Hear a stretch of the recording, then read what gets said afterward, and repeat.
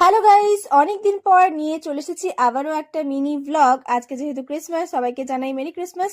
তো এখানে আমি আজকে বানাচ্ছি চিকেনের একটা রেসিপি, যেটা একটু ডিফারেন্ট টাইপের। আর কাদের জন্য বানাচ্ছি সেটাও আমি তোমাদেরকে আজকে ভ্লগে দেখাবো।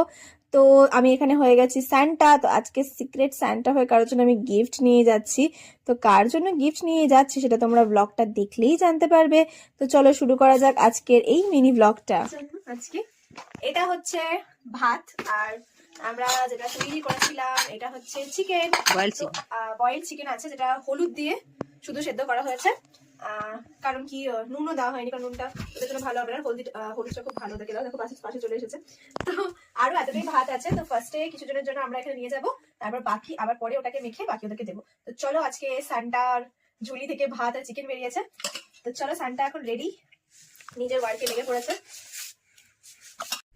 তো আজকে আমি সান্টা হয়ে গিফট দিতে চলেছি রাস্তায় যত ডগ আছে তাদেরকে। এখানে দেখো, এই কিন্তু ওপর থেকে বসে বসে ইনস্ট্রাকশন দিচ্ছে যে কেমন করে ভাতটা মাখবে। তো এখানে আমি ভাতটা চিকেনের সাথে খুব ভালো করে মিক্সড করে মেখে নিয়েছি, যাতে ওদের খেতে ভালো লাগে। তো আজকে সান্টা হয়ে ভাবলাম যে মানুষদেরকে নয়, রাস্তার পশুদেরকে একটু খুশি করা যাক। তো এখানে কয়েকটা বাটিও সাথে নিয়ে নিয়েছিলাম। তো রাস্তায় যাদের যাদের দেখতে পাচ্ছিলাম তাদেরকে একটু একটু করে দিচ্ছিলাম খেতে। সব কুকুরকে তো আর দেওয়া সম্ভব নয়, কারণ অনেক অনেক কুকুর আছে। তো যাদেরকে পারলাম তাদেরকে আজকে দিলাম। আর ওরা যখন খেয়ে পরে মানে খুব মজা করছিল, গায়ের মধ্যে চাচ্ছিল, সেটা কিন্তু খুবই ভালো লাগছিল। তো তোমাদেরকে আমি বলবো যে মানুষদেরকে তো সবাই দেয়, তোমরাও একটু পশুদের জন্য কিছু করতে পারো। তো এখানে দেখো, আমি কয়েকটা কুকুরকে খেতে দিচ্ছিলাম, ওদেরকে দেখে না কতগুলো বাচ্চা পুরো দৌড়ে এলো। বাচ্চাগুলো যখন এসেছে না, ওর মা ওই বাড়িটা ছেড়ে চলে গেছে। তো এই বাচ্চাগুলো এত কিউট ছিল যে ওরা মারামারি করে পুরো লিটারেলি খাচ্ছিল। তো এটা দেখে সত্যি আজকের বড়দিনের দিনটা খুব আরো বড় হয়ে গেল মনে হয় আমার কাছে।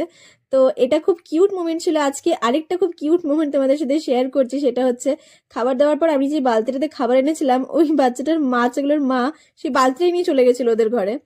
এরপরে আমরা চলে এসেছিলাম ওয়ান বাইটে। তো আমিও ভাবলাম ক্রিসমাস উপলক্ষে আমিও কিছু খাবার টাবার খাই। তো এখানে আমি নিয়ে নিয়েছিলাম পিৎজা, আর হচ্ছে হট কফি। তো গরম গরম খাবার খেয়ে আমার ক্রিসমাস তো বেশ ভালোই কাটলো।